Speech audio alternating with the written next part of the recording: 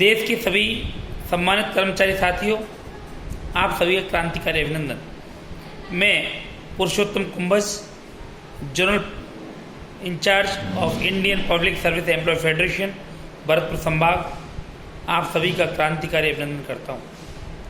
साथियों, Indian public service employ federation देश के 27 राज्यों में संघर्षरत केंद्रीय एवं राज्य कर्मचारी संगठनों, महासंघों का एक अम्ब्रेला ऑर्गेनाइजेशन है, जो समय समय पर देश के केंद्रीय और राज्य कर्मचारियों की विभिन्न समस्याओं को उठाने में कर्मचारियों को होने वाले शोषण के खिलाफ अपनी आवाज़ को प्रमुखता से उठाता रहा है।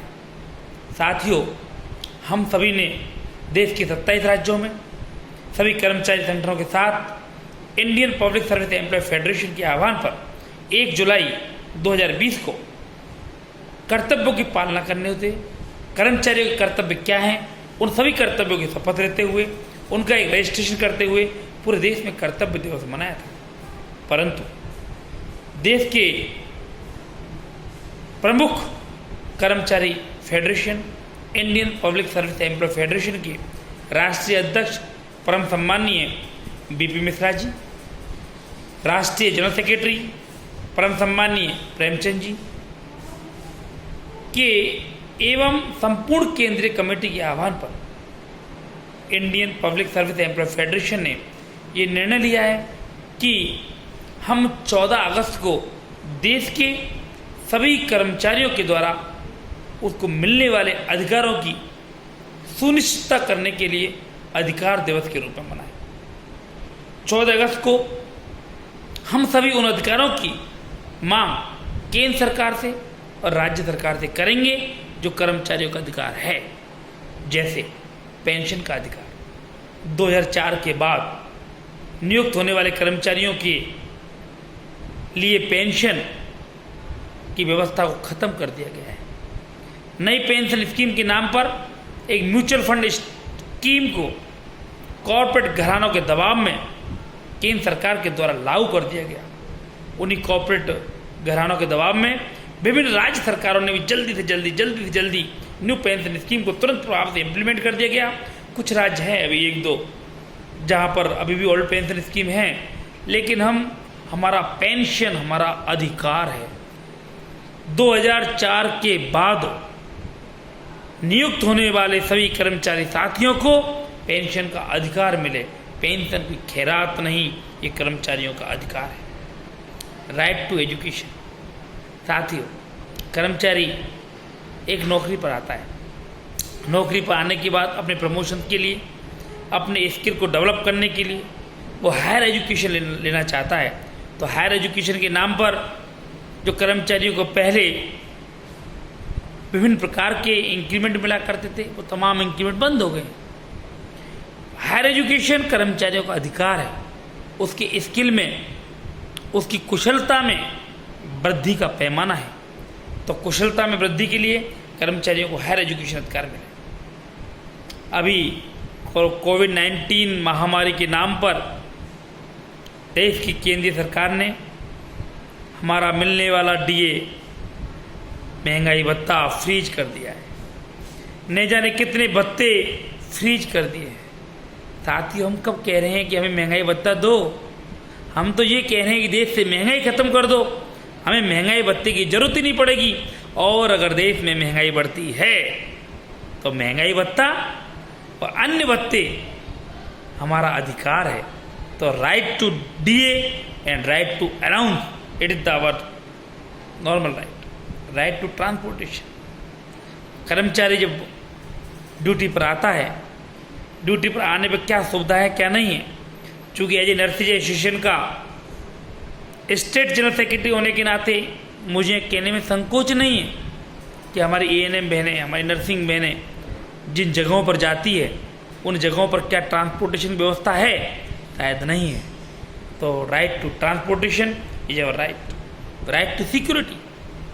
कोविड-19 जैसी महामारी में जो कोरोना वायरस के नाम पर जो संस्थाएं सर्टिफिकेट दे रही हैं, लेकिन राइट टू सिक्योरिटी की बात करते हैं तो सबसे ज़्यादा असामाजिक तत्वों के, गुंडे तत्वों के हमले जो होते हैं वो कोविड-19 वॉरियर्स के ऊपर ही होते हैं। वो चिकित्सा कर्मियों के ऊपर ही होते हैं, वो राज्य और केंद्र सरकार के कर्मचारियों के ऊपर ही होते हैं। तो राइट टू सिक्योरिटी, हमारी सुरक्षा होनी चाहिए कि जब देश का नेता और 100 साल तक वो देश का सांसद या विधायक या प्रधानमंत्री या मुख्यमंत्री रह सकता है। हम 60 साल के बाद कर्मचारी रिटायरमेंट होता है, लेकिन रिटायरमेंट से पहले भी छटनी के नाम पर उसके ऊपर जो तलवार लटकी रहती है, उसकी नौकरी की सुरक्षा नहीं होती, उसकी शरीर की सुरक्षा नहीं होती। जिस प्रकार से विभिन्न BSNL के अंदर, एयरलाइंस के अंदर, BHEL के अंदर और विभिन्न प्रकार के सार्वजनिक उपक्रमों को जिस प्रकार से देश की सरकार बेचने का काम कर रही है और कर्मचारियों को छटनी के नाम पर निकालने का काम कर रही है, तो right to security of our employment, हमारी नौकरी की सुरक्षा का अधिकार हमारा बेसिक अधिकार है। साथियों, राइट टू इक्वल सैलरी, देश के कर्मचारियों की चाहे वो नियमित हो या संविदा हो, समान काम समान वेतन। तो पहला डिफरेंस जो पैदा होता है वो नियमित कर्मचारियों पर और अनियमित कर्मचारियों पर, संविदा कर्मचारियों पर होता है। एक कर्मचारी जो नियमित है वो उसी काम का 1 लाख रुपए ले रहा है, और एक कर्मचारी संविदा पर काम कर रहा है, वही कर्मचारी 7,000 रुपये में काम कर रहा है। ऐसा भेदभाव क्या 7,000 रुपये पर काम करने वाले कर्मचारी को आटा 8 रुपये किलो आता है और 1 लाख रुपए मिलने वाले कर्मचारी को आटा 25 रुपये किलो आता है? ऐसा तो नहीं हो सकता ना। जब वो सब्जी खरीदने जाएगा तो सब्जी मंडी कहेगा भिंडी क्या भाव है 20 रुपये किलो, कि भाई तुम संविदा कर्मचारी हो तुम्हें 5 रुपये किलो मिल जाएगी, ऐसा नहीं होता ना। जब सारे खर्चे समान हैं, उसको बिजली का बिल वही यूनिट से देना पड़ता है, उसे पेट्रोल उसी भाव में मिलता है, उसे सब्जी अपना राशन अपना किराना उसी भाव में मिलता है, और वही काम 1 लाख वाला कर रहा है, वही काम वो कर रहा है, तो फिर वेतन में इतना भारी अंतर क्यों? तो राइट टू इक्वल सैलरी पहली बात। दूसरा, विभिन्न राज्यों में या विभिन्न केंद्रीय, कई बार लड़ाई राजस्थान के कर्मचारी संगठन से होने के नाते मुझे कहने में कोई अतिशयोक्ति नहीं है, हमें राजस्थान सरकार से इस बात पर लड़ना पड़ता है, इस बात के लिए संघर्ष करना पड़ता है कि दिल्ली हो या राजस्थान वेतन भत्ते एक समान। ऐसा क्यों? राइट टू इक्वल सैलरी क्यों नहीं हो सकती? होनी चाहिए। साथियों, फिर मैं कह रहा हूं कि तमाम इसके लिए केंद्र सरकार को क्या करना होगा? केंद्र सरकार को केंद्रीय वेतन आयोग का गठन करना होगा। केंद्रीय वेतन आयोग के गठन में ये क्लियर होना चाहिए, इस बात पर कभी लड़ाई संघर्ष आंदोलन धरने जुलूस मसाइल जुलूस प्रदर्शन ये नहीं होने चाहिए। सामूहिक अफवाह क्यों? जब एक चीज बताइए कि पूरे देश के कर्मचारी, एक देश है, एक हम बात कहते हैं कि साहब हमारा एक देश एक निशान एक संविधान, तो एक सैलरी क्यों नहीं? दिल्ली में साहब नर्सिंग स्टाफ को ये सैलरी मिलती है और राजस्थान में नर्सिंग स्टाफ को ये सैलरी मिलती है। ये भेदभाव क्यों? पहला भेदभाव नियमित और अनियमित कर्मचारियों के उस पर है, और दूसरा भेदभाव विभिन्न प्रकार के सोर्स। एक मैं आपको बड़ा ताज्जुब वाली चीज बताता हूँ। राजस्थान में चूंकि नर्सिंग एसोसिएशन में बिलोंग करता हूँ, राजस्थान में विभिन्न प्रोजेक्ट के अंदर नर्सिंग कर्मचारी काम कर रहा है। एक कर्मचारी जो परमानेंट है, स्थायी है, वो लगभग स्टार्टिंग में ज्वाइन करता है, लगभग 40 से 45 हज़ार की सैलरी मिलता है। एक कर्मचारी वो है जो एड्स कंट्रोल सोसाइटी में काम कर रहा है, उसे तनख्वाह मिलती है 20,000 रुपये के आसपास। एक कर्मचारी वो है जो NHM में काम करता है, मेल नर्स 2 है, उसका बाकायदा परमानेंट एग्जाम भी हुआ था, सारा काम हुआ था, उसे मिलता है 7,000 रुपये महीने। एक कर्मचारी वो है जो प्लेसमेंट एजेंसी के द्वारा जा रहा है, उसे मिलती है साहब 14,000 रुपये। एक कर्मचारी वो है जो UTV अर्जेंट टेम्परेरी बेसिस पे काम कर रहा है। अच्छा, सभी की योग्यता जो है वो सेम है, वही GNM करना है, वही GNM plus registration the state nursing council होना चाहिए। तो भाई एक चीज बताइएगा, कम से कम राज्य सरकारों को ये तो सोचना होगा कि जो कर्मचारी जो नर्सिंग का कर्मचारी है उसकी एक ही योग्यता है, एक ही काम है, फिर उसके वेतन में अलग अलग भेदभाव क्यों? तो क्या हमारा राइट टू इक्वल सैलरी हमारा अधिकार नहीं है? साथियों, right to speech and right to political right, कर्मचारी जब अपनी बात कहता है तो कर्मचारी पर एक आरोप लग जाता है कि भाई तुम तो अमुक विचारधारा के व्यक्ति हो, इसलिए आपका ट्रांसफर किया जाता है। देश में 2 मुख्य विपक्ष, 2 प्रमुख रूप से दल है, कांग्रेस है, भारतीय जनता पार्टी, और तीसरा संयुक्त मोर्चा थर्ड फ्रंट के रूप में कह सकते हैं। कर्मचारियों के ऊपर लेवल लगाने का प्रयास किया जाता है। कि कांग्रेस विचारधारा का व्यक्ति है, भारतीय जनता पार्टी विचारधारा का व्यक्ति है, और इस आधार पर जो कांग्रेस की सरकार आएगी तो भाजपा से विचारधारा से प्रभावित लोगों का ट्रांसफर कर दिया जाता है, और भाजपा की सरकार आती है तो कांग्रेस की विचारधारा से संबंधित लोगों का ट्रांसफर कर दिया जाता है। अगर कोई कर्मचारी अपनी बात को फेसबुक पर या सोशल मीडिया पर विस्तार से रख दे तो उस कर्मचारी को विभिन्न प्रकार के CCA एक्टों के आधार पर दबाकर निलंबित कर दिया जाता है, उसे घर बैठाने की धमकी दी जाती है, उसके खिलाफ चार्जशीट तैयार हो जाती है। तो क्या कर्मचारी को अपनी बात को बोलने का हक नहीं है? बिल्कुल है। क्या कर्मचारी को चुनाव लड़ने का अधिकार नहीं होना चाहिए? क्यों नहीं होना चाहिए? जब मैं ये कहता हूँ कि एक विधायक सांसद का चुनाव लड़ता है और अगर उस चुनाव को हार जाता है तो विधायक रहता है, लेकिन जब एक कर्मचारी अपनी बात को राजनीति में रखने के लिए, अपनी बात को कहने के लिए कोई चुनाव लड़ना चाहे तो पता है क्या होता है? उस चुनाव लड़ने के चक्कर में उसे अपनी नौकरी को इस्तीफा देना पड़ता है। साथियों, ऐसा क्यों? जब UGC के अंदर, यूनिवर्सिटी ग्रांट कमीशन के अंदर जो विभिन्न प्रकार के प्रोफेसर हैं, वो प्रोफेसर जब चुनाव लड़ते हैं, जब वो सांसद रहते हैं, सांसद रहने के बाद वापस वो प्रोफेसर हो सकते हैं, तो एक कर्मचारी अगर अपना चुनाव लड़ता है या किसी राजनीतिक पार्टी को ज्वाइन करता है या कि राजनीतिक विचारधारा पर अपना स्टेटमेंट जारी करता है तो क्या उसे पॉलिटिकल राइट नहीं होना चाहिए? जब उसे वोट देने का अधिकार है, एक कर्मचारी की नीति जो बनाता है, उस नीति को बनाने वाले नीति निर्धारक को चुनने का अधिकार है, तो क्या कर्मचारी को यह अधिकार नहीं होना चाहिए कि कर्मचारी अपनी खुद चुनाव लड़ सके, खुद अपनी नीति बना सके? अगर जनता चाहेगी तो we can sit in the parliament and the assemblies. जनता नहीं चाहेगी तो नहीं बैठेंगे ना भाई। तो महत्वपूर्ण चीज क्या है? कर्मचारी को क्या अपनी नीति बनाने का अधिकार नहीं है? होना चाहिए। राइट टू हेल्थ बड़ा इंपॉर्टेंट है साथियों।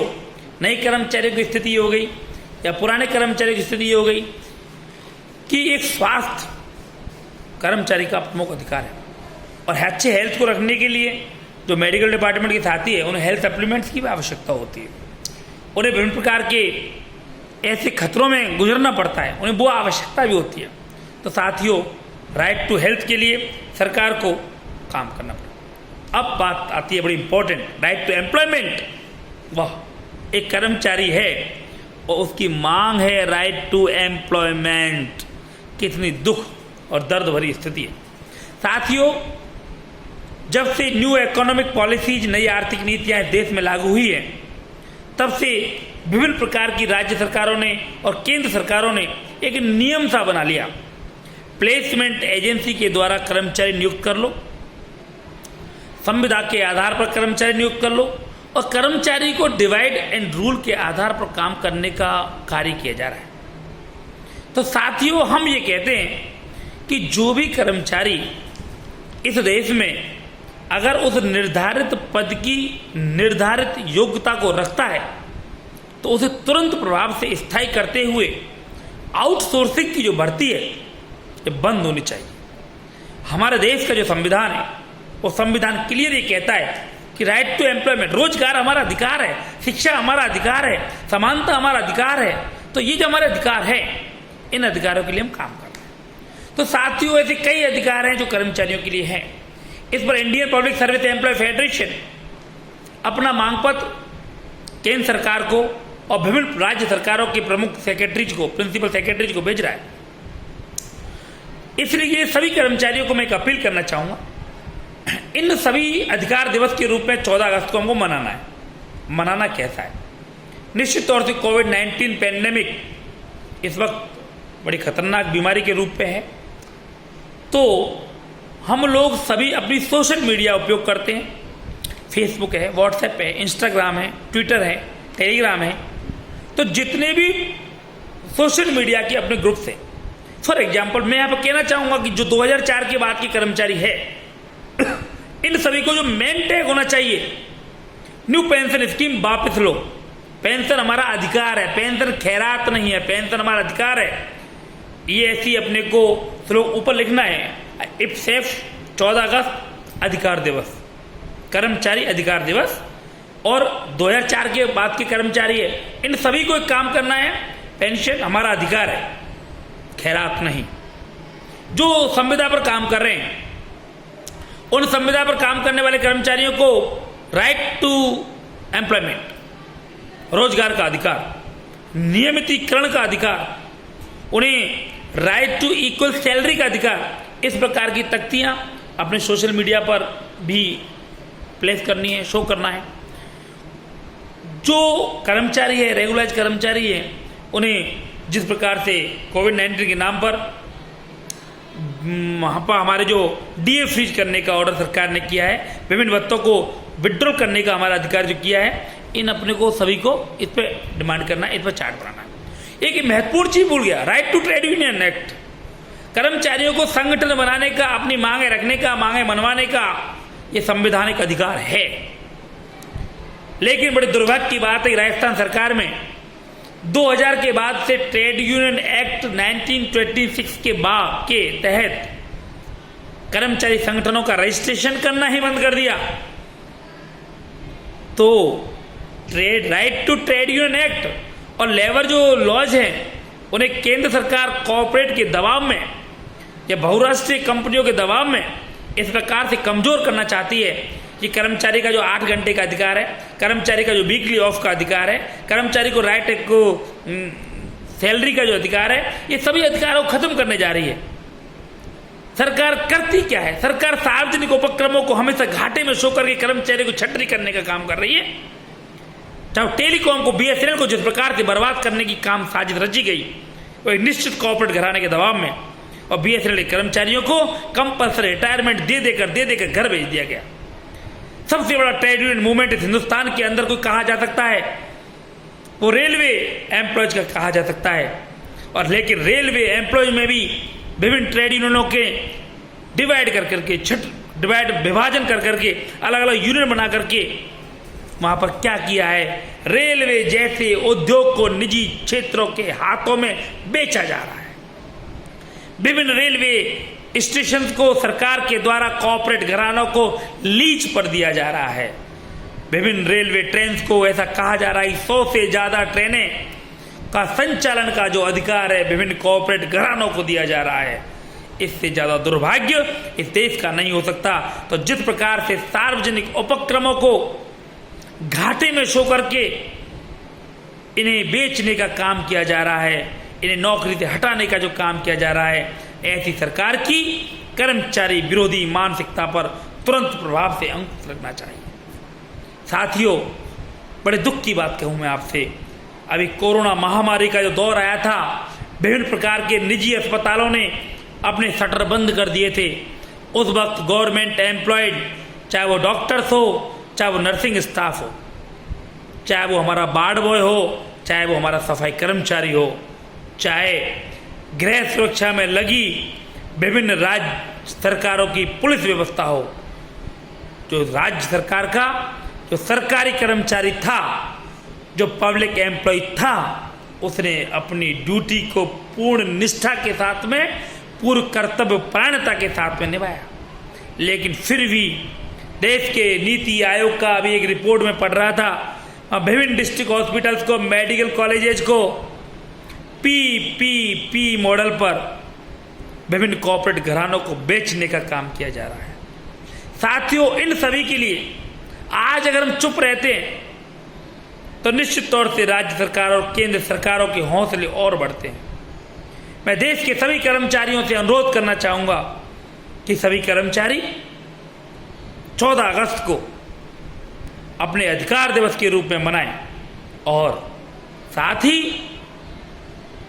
वो अपनी डिमांड्स को राज्य सरकारों को और केंद्र सरकार तक पहुंचाएं। क्योंकि तय मान लो, आज अगर तुम चुप रहे तो कल सन्नाटा छाएगा। और साथियों, ये सन्नाटा आपकी चुप्पी के बाद ही छाने वाला है।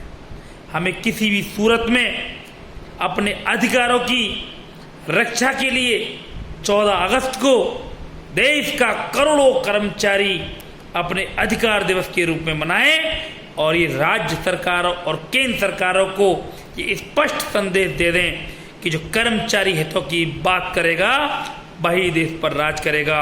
इंकलाब जिंदाबाद, Indian public service employ federation जिंदाबाद। कर्मचारी एकता जिंदाबाद। जय हिंद, जय भारत।